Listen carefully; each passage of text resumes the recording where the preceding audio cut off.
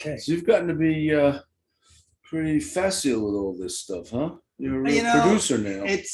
I'm getting there. It is, it's as you know, as you've sort of gathered, it's kind of fraught with opportunities for failure. But Yeah, it's like anything else. You learn by your mistakes, no doubt. yeah, you do. You learn by your mistakes, but that doesn't always mean you're not going to make them again. Well, yeah, but then you learn it more solidly. Yes, you Are learn we it on? more solidly. We're on right now, Okay. and so You know what I was wondering about this business, and I mean, you're the maven. It would be great since I come today with nothing. It would be great if there would be a way to engineer live phone calls. Is that doable? yes, we could have we have I to mean, that would basically really let people be- know when we're doing it, Oh, and we could have people chime in. Like I could announce it. We could even make this as like a sort of like a class kind of thing, right? And people would also be on this Zoom that would be way meeting. more up my alley, with us. actually.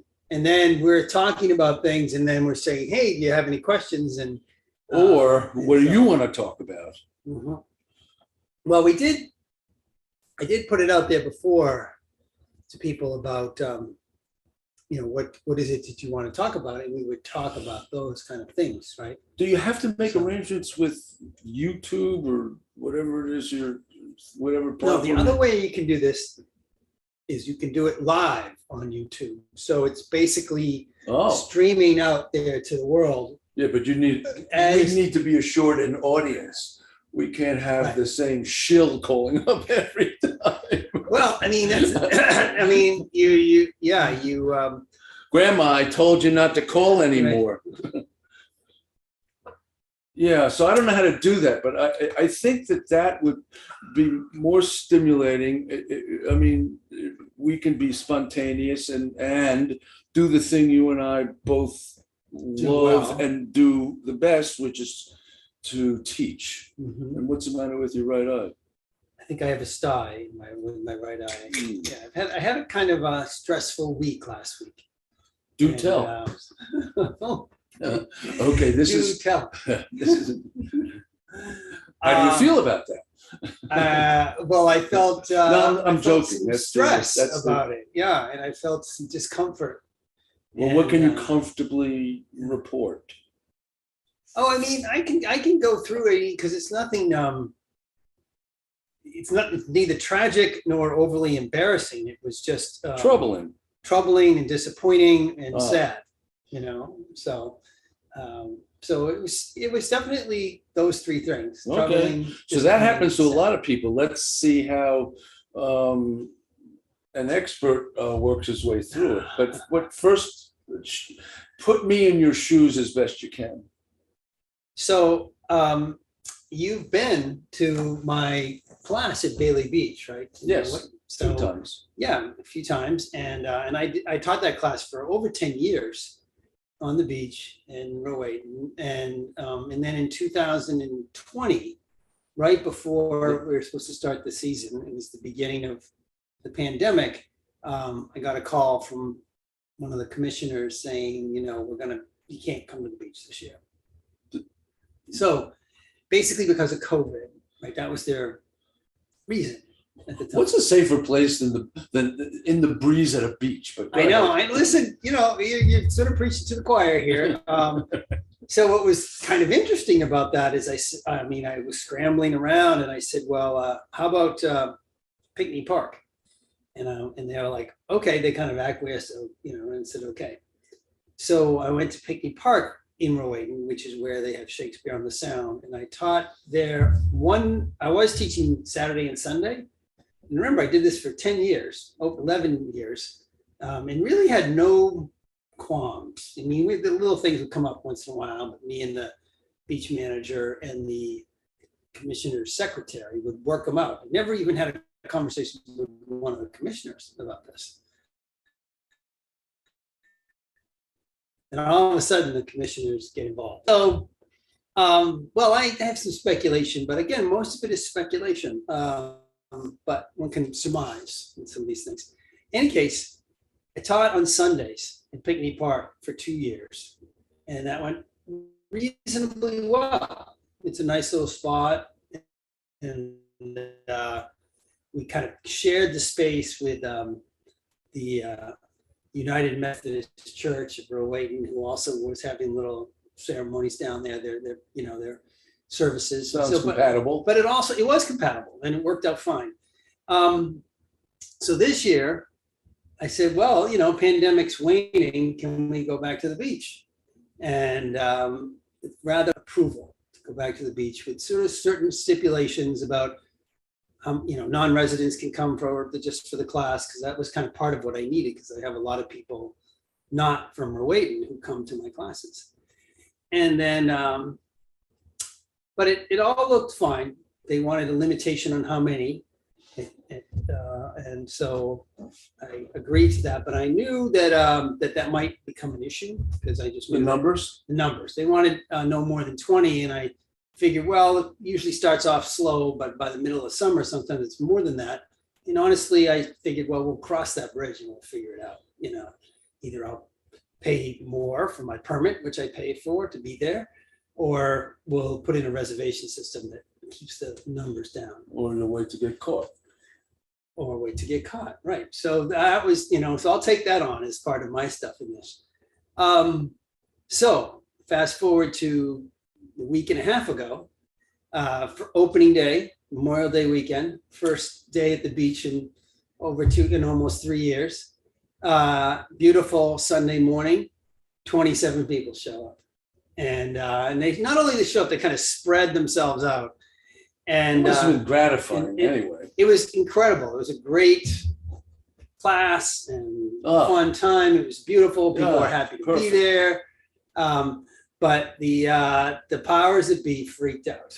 And, You mean they monitored you? Oh yeah, they were there taking pictures, and basically they freaked out. Okay, go ahead. well, I mean, I don't want to exaggerate, but on Tuesday, which is the day after the holiday, Tuesday afternoon, I get a call. The first order of business was. I get a call from the new beach manager. There's now a new beach manager,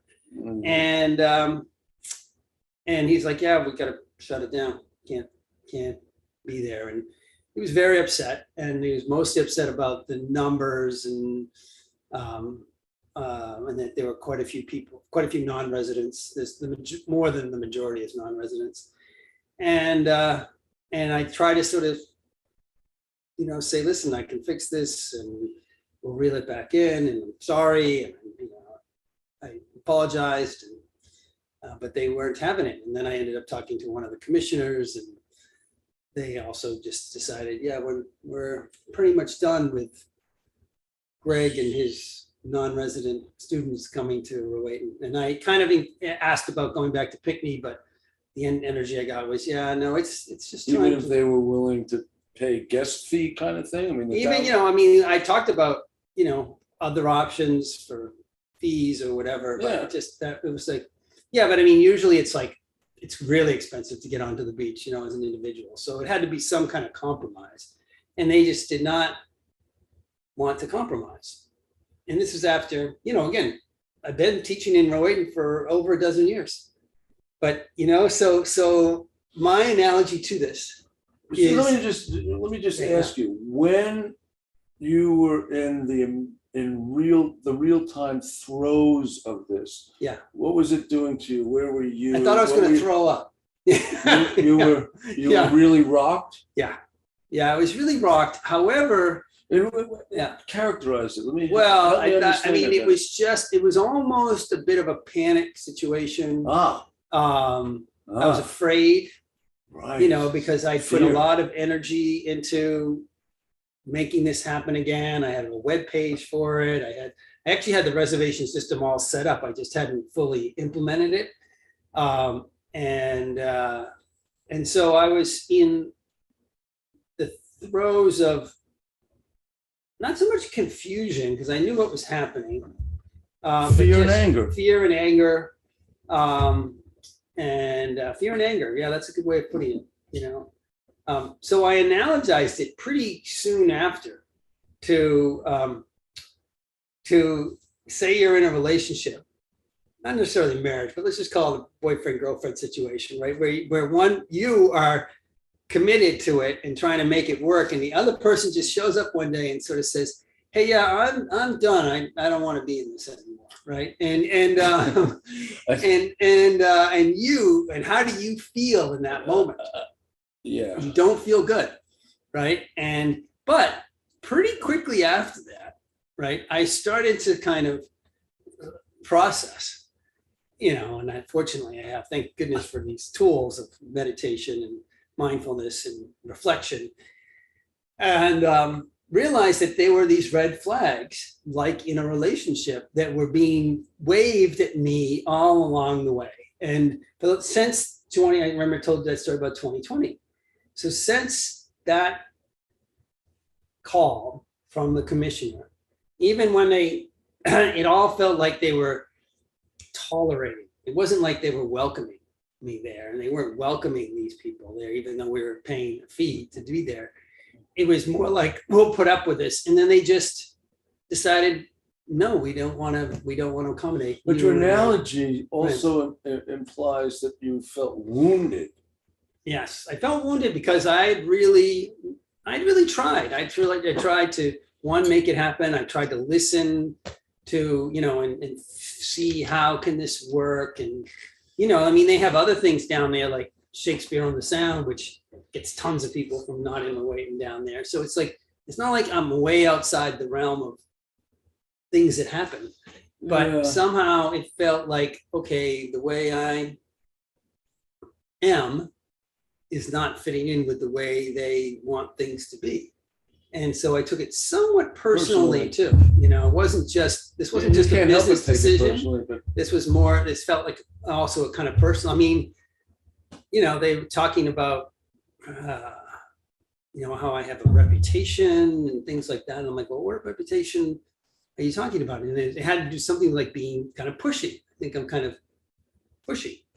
And I looked at that and I realized, yeah, I do advocate on my own behalf, and I advocate my perspective. They brought up this example of, well, you're down there and the first thing you do is ask when we're cleaning the beach and whether we can clean the beach when you're not teaching the class. And I'm like, yeah, I did do that.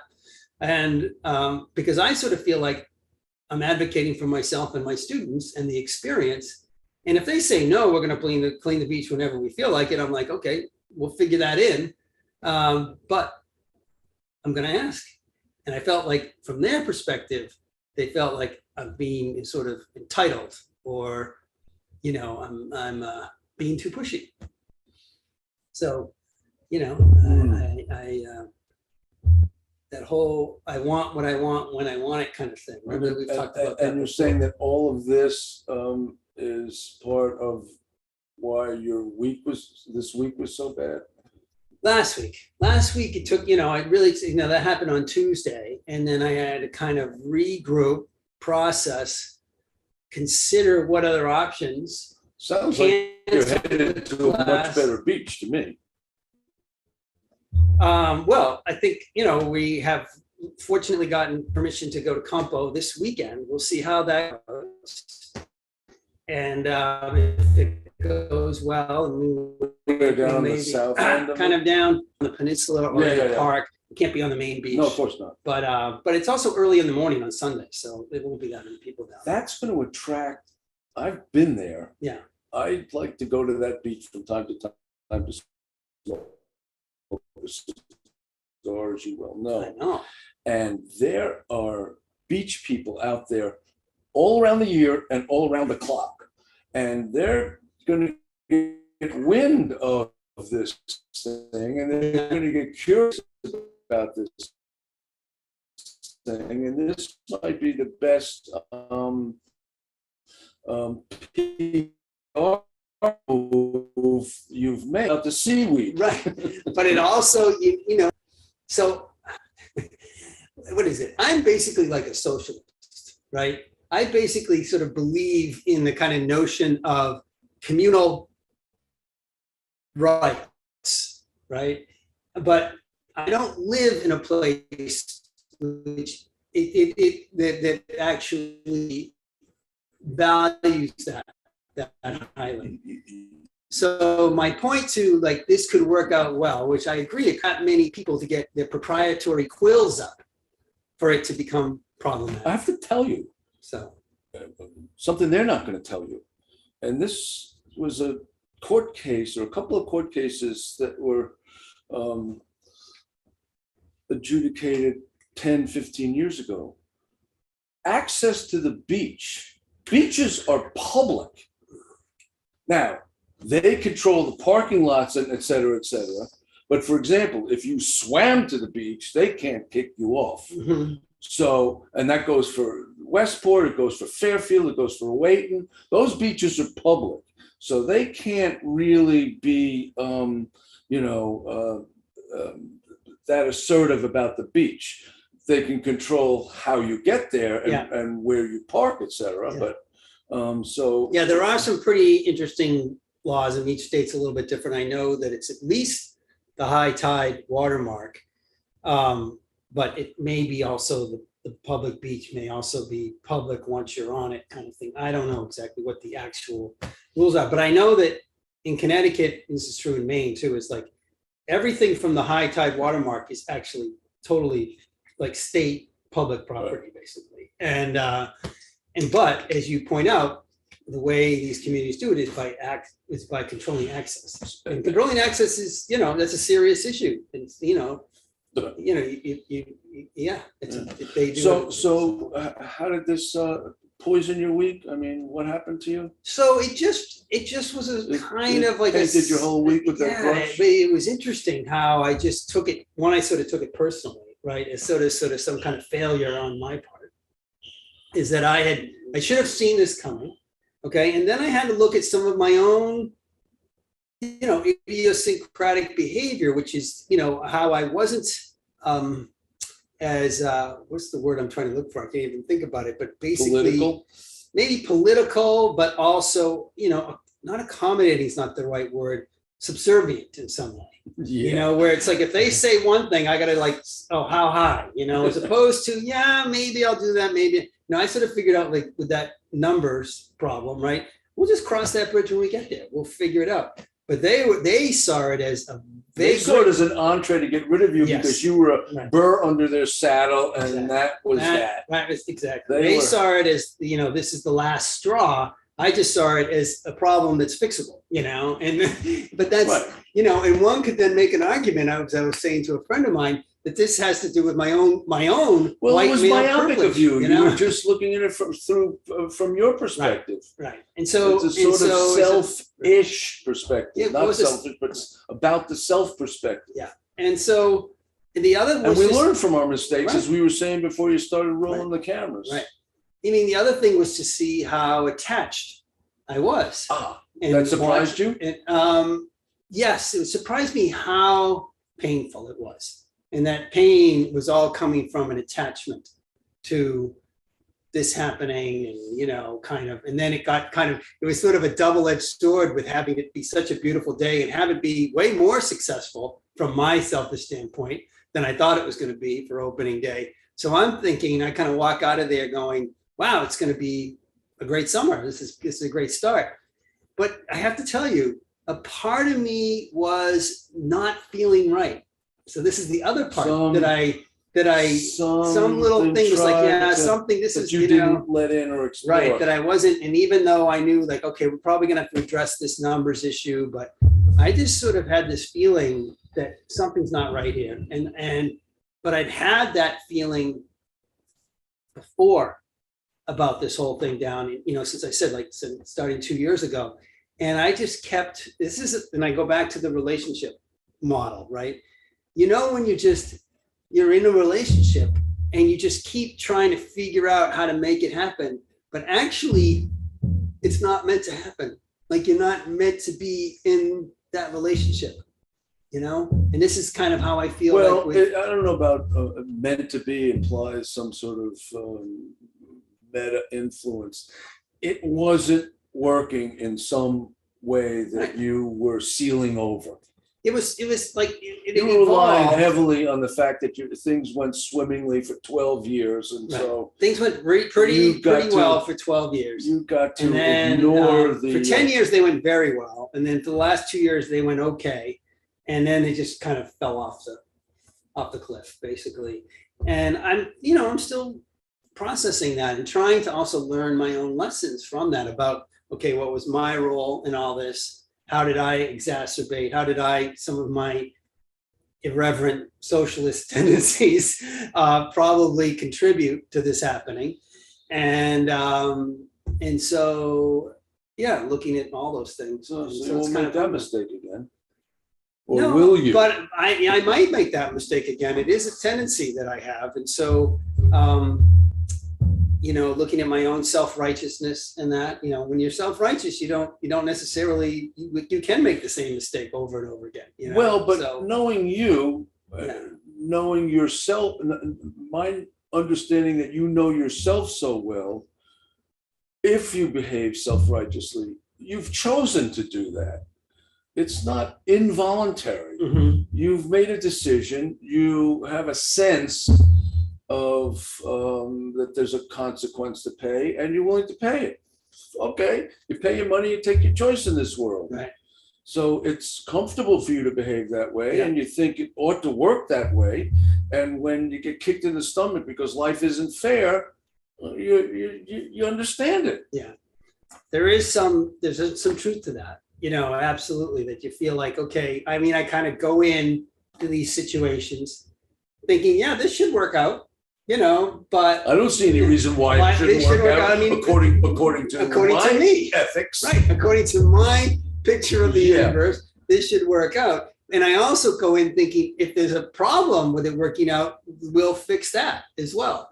So that, but, I'm learning in lots of cases, both personally and, in the bigger picture of You things. are not the only prime mover in your life and life's outcomes. Sure, You don't have Security Council veto. that's absolutely true. It's like, on a bigger scale, you could talk about gun control, right? Like, because that's, it's like, there seems to be some pretty straightforward, Obvious. not solutions, but how to ameliorate this terrible situation in our country. But you would think, like, we're trying to, like, breathe on Mars here, it's like, that's the problem we're trying to solve. How do we breathe on Mars? When it's like, but it's like, no, it's not that complicated. We try these things, they'll most likely have ameliorating effects, So, but my perspective is not the only perspective out there. So, and that's something that it's interesting when you get kind of hit in the face with that. You know what I mean? And that this thing with Bailey Beach was sort of whack in the face. Like, Greg, you are not reading the tea leaves here. You're not reading the room. You're acting as though this is a fait accompli, as opposed to a pretty tenuous situation. At your age, for that to have happened, you must have seen this happen in various ways in your life that you didn't learn from. For this to be happening now is suggests a stubbornness. Yeah. Stubbornness. I think you're absolutely right. Stubbornness. And that's why I use that analogy of the relationship too. And maybe, where you can get stubborn about it working out, right? You've shared with me details of that in relationships. Right, in relationships. But it's not actually allowing things to go their own way. And now what the major thing that I'm kind of beating myself up about with this Bailey Beach thing is that I didn't read these tea leaves in September and then just started to come up with a different plan. Like, okay, you know what, this relationship with this beautiful place, I say all this with a real fondness for the dozen years that I taught there, and for Waiting in general. It's a great little community, and beautiful place. But I wasn't able to say, well, okay, it's just time to move on.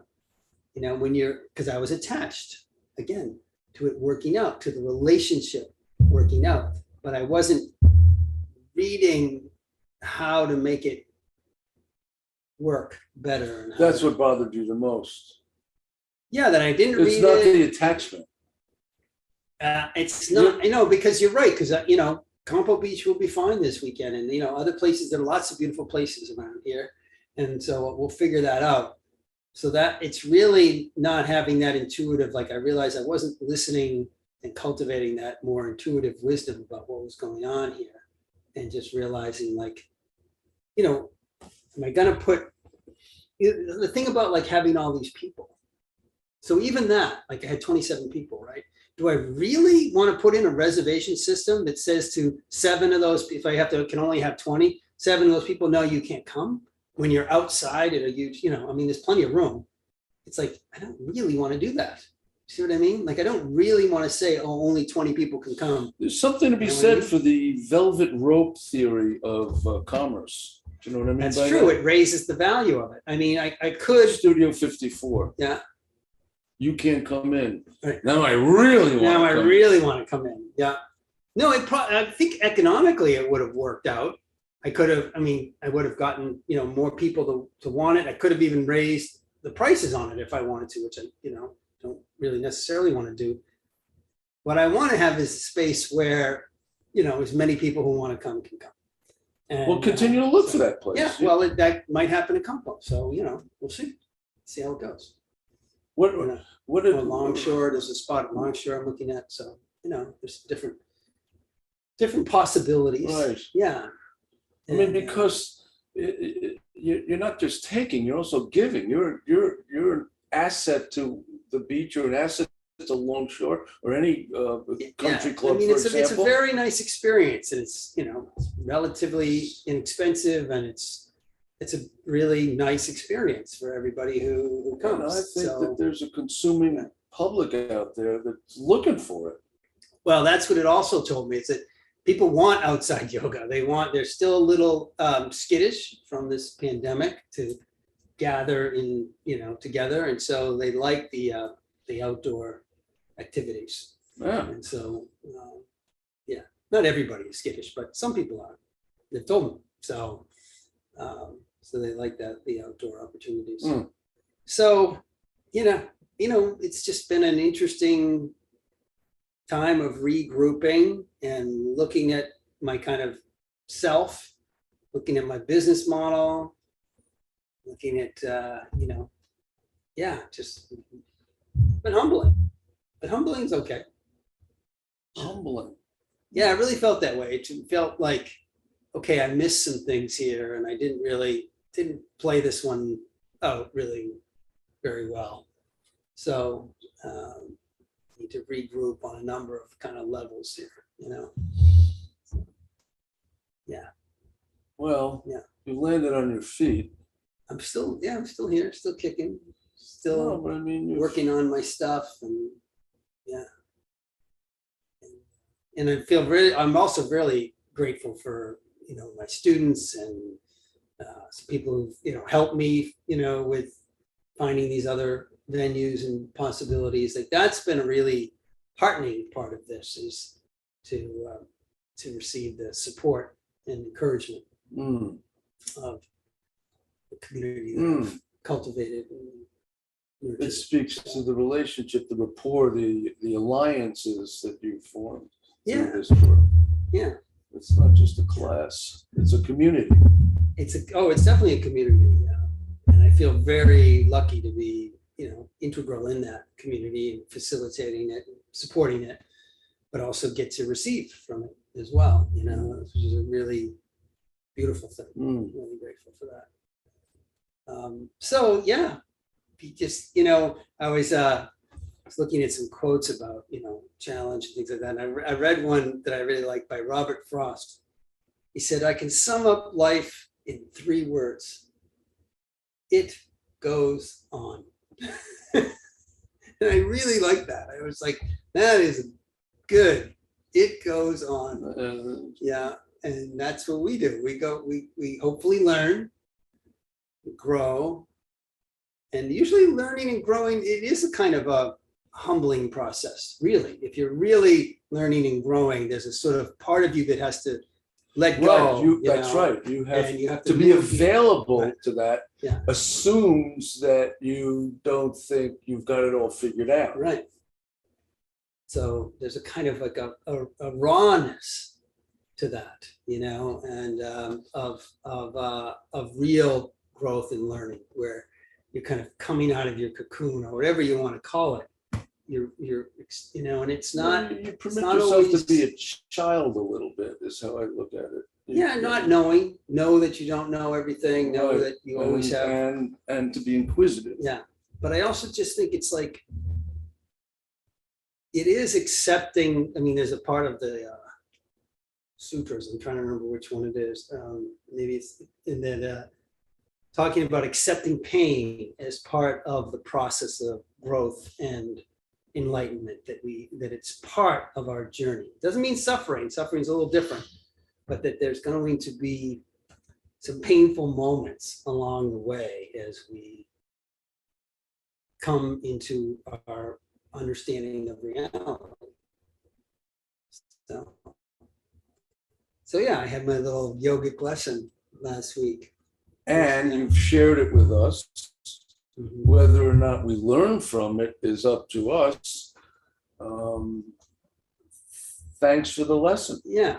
I mean, I feel okay about it now, and I feel great, even grateful to some extent, where it's sort of like, okay, this isn't a tragic situation, because sometimes lessons come with tragedy as well, as we've seen in this country. But it isn't an earnestly painful lesson, and so it's like, okay, what can I really learn and grow from with this?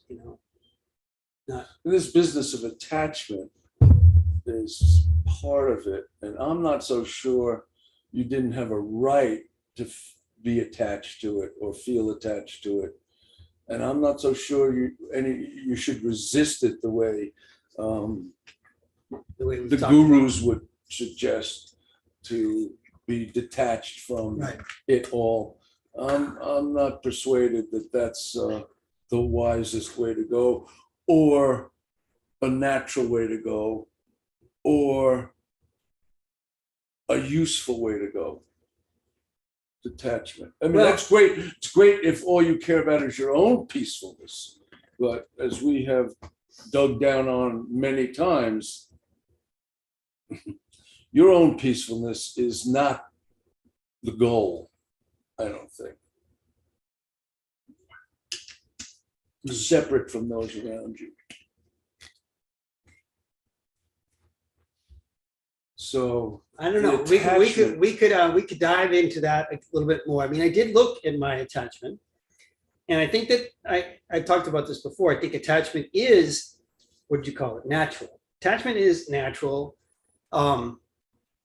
Because we need it as a survival mechanism. If we're not attached to our children, if we're not attached to eating, if we're not attached to shelter, then we're going to die. And so, and so, but we're not talking about so that when those things disappear, and we feel not just pain but suffering, it makes sense, because if we didn't have that, we wouldn't try to prevent ourselves from. But you were attached to the affiliation with the beach, and my whole identity was wrapped up in it, and everything like that. Now, but here's the thing, that attachment. And I'm saying that's not. But it clouded my judgment of the situation. That's where I'm like, if I think I was less attached, then I would have seen. No, if you were less attached, you wouldn't have cared. I don't know. I think you can care without overly identifying. There's a difference. I think that you can care deeply about someone and without overly identifying with it, without feeling that your very being. I have to do that every day. Right. I operate with Right. compassion and Right. empathy And I every do this day, every but I day don't too. take it home with me Right. unless So it that's involves different. the suffering of You children. know, exactly. That is very different from your identity is caught up That's right. in what this You person does, compartmentalize how it. they feel, you know, what they're going through, as opposed to I can care and empathize with it, but I'm not identifying with it. That's in that identity. Then when that thing doesn't work or it dies or it leaves or whatever, Part of you does then also. it's not just painful. It is, you know, there's all this stuff, wounding. And so we will also do all kinds of little manipulative things and all kinds of delusional things in order to keep that identity, the identity intact. And that's where I sort of see that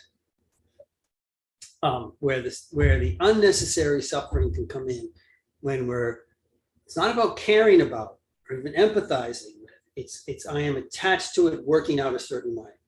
I'm attached to, and I see this in all kinds of dynamics. In a fixed way. Yeah. And I have a picture of how things are going to work out, and I'm attached to that, whether it be with this person. I have the sense when you say relationship, that what you mean is it should work out that way. And that will fuck you right. up. And I think I was like that with the beach, but I think people get There's like an that. arrogance to that. People, exactly. There is an arrogance to that.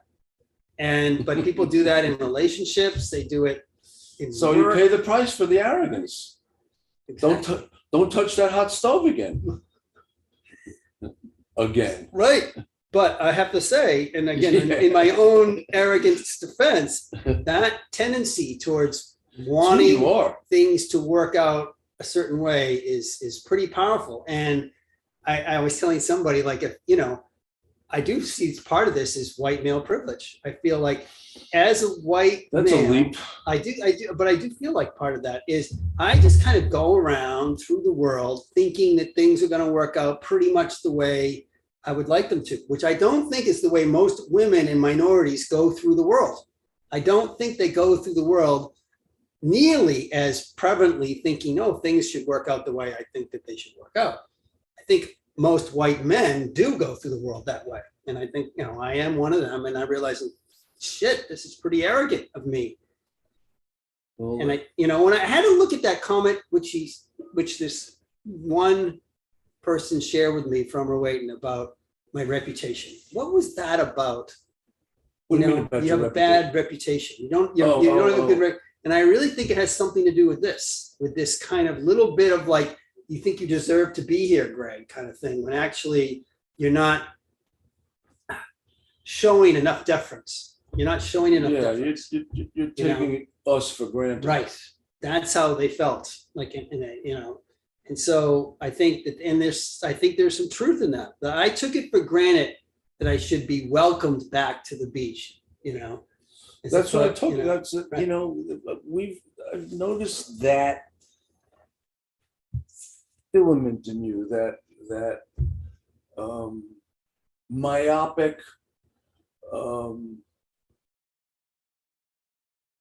take on the world with you as the arbiter of what ought to be. And that deviation from that, or another lifestyle from that, can be misguided. Not is misguided, but can be misguided. And we've had this conversation. Let me just tell you where I'm coming. We've had this conversation about the peacefulness that you are able to find and create in how you practice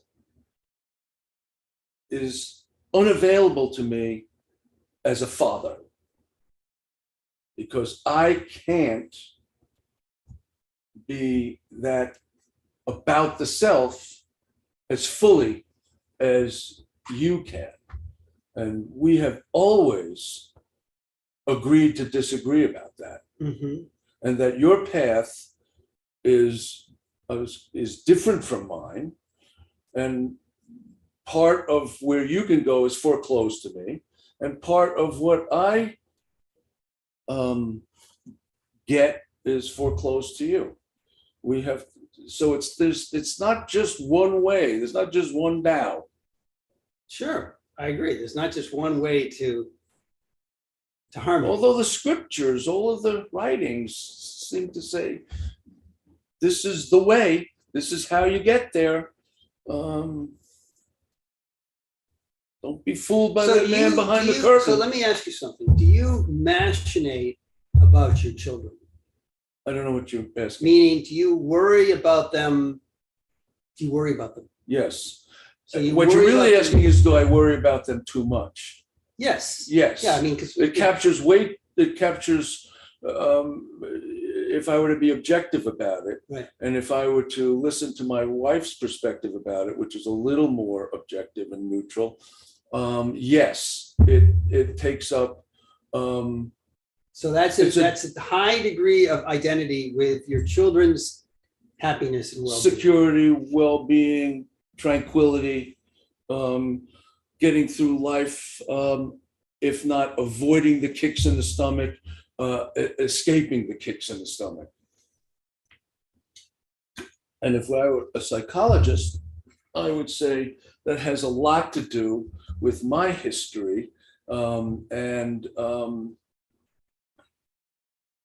how I assimilated having no parents at a very early age. Mhm. And that weakness, the tears of that, I was going to, in superhuman ways, protect my children from enduring. Mm. So whatever arena that is, it's not about staying alive. Whatever arena that was, it was to insulate them, protect them, in an exaggerated way. And that is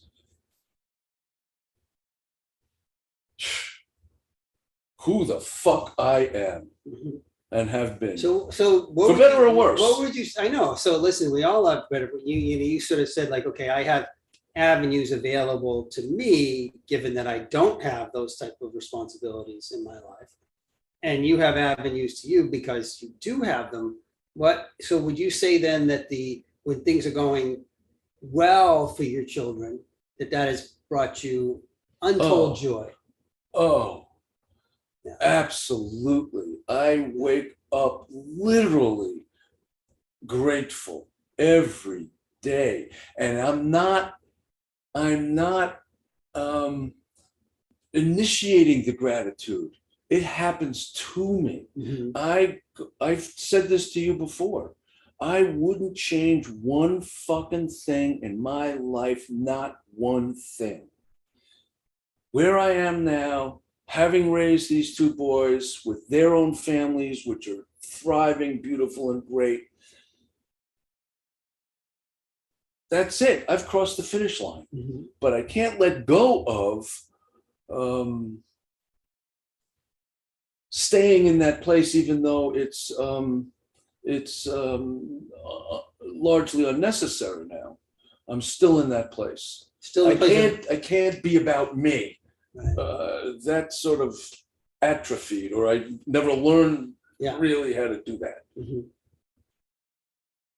Now, my wife would tell you that I can be selfish and hedonistic, and I am.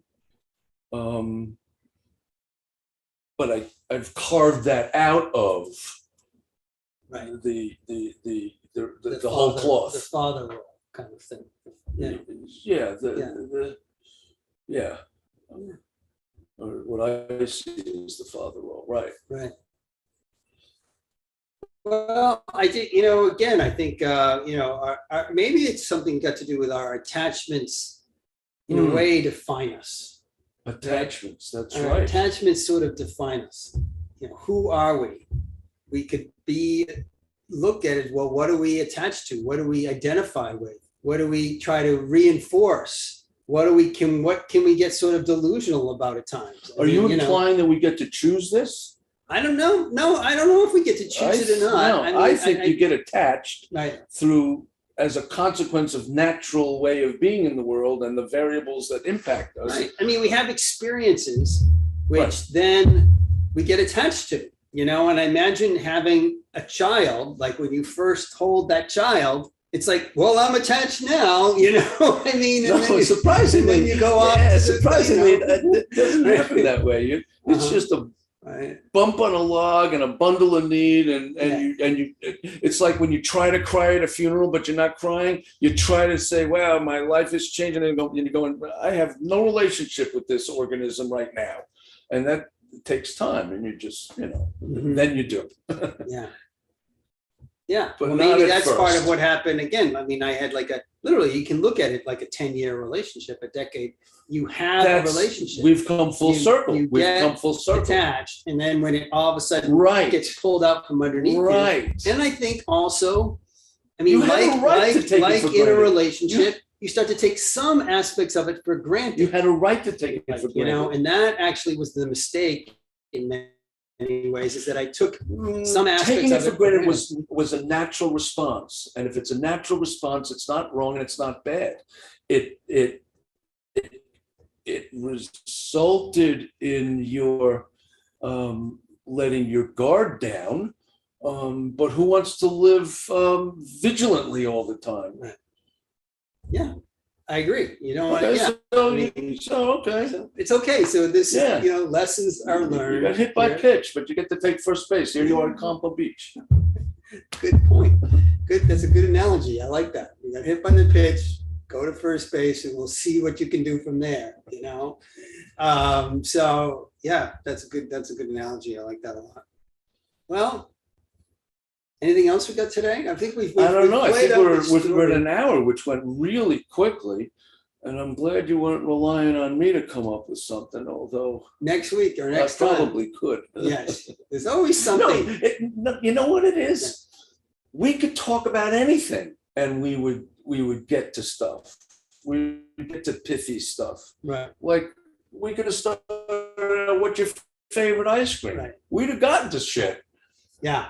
Yeah, I'm glad we stayed away from politics and stuff like that today. That was that rabbit hole. That has cast a pall over a lot of our existence, and it's going has to. limited our tranquility in corrosive ways. I just to kind of finish up, I really have been thinking a lot about that, about how to not overly focus on those topics and how to create a space of kindness and compassion and consideration. That's what I want to do. That's what I like to do. I think you have to withdraw from exposing yourself. So you have to just be mindful of how much exposure, how much you're willing to go into those discussions in those realms, because that doesn't bring peace and equanimity and kindness. It brings actually a vigilance and a want to go into battle and bile, and it brings up bile. I mean, so it's us against and them. I'm not saying that there aren't some things out there that which do or should require our attention and even our action, but we so need this place of love and equanimity and self-care and taking care of each other. And I mean, that's well, we have to craft, we have to control, or we have to be the gatekeeper of what we let into our lives. Mm-hmm. I mean, if you wanted to torture me, you'd put me in a room and make me watch Fox News all day, and I would tell you anything you wanted to hear to get the fuck out of that room. So I'm not going to do that to myself. Right. Yeah. Yeah. So you have to monitor what you expose yourself to, but also regulate. So even stuff that might be informative, it's like, how much of that are you going to take in? Because too much of that gets your psyche overly focused on this. Somewhat, I mean, it's happening, but it's also not immediate. It's not right here. If we're spending that much time talking about, say, the congressional hearings that are coming up, we're not really being with each other and ourselves and what's really going on for ourselves. We're talking about something which is not unimportant, but somewhat of an abstraction to our experience here. See what I mean? It's something that's happening to us. It is not we. Right. And so I think for me, it's like, okay, how do I discipline myself to be as present and available to us and what's happening That's in right. our lives So you have, as right. we possibly. And that takes a discipline and a focus. Yeah. All right. I think we've got enough for today. Namaste. Thank you for being with us, and hope you enjoy this, and we'll keep going in That's some right. way, shape. or We'll form. see if we can get you to call in sometime. Yeah, we'll figure that out. Okay. Okay. Lots of love.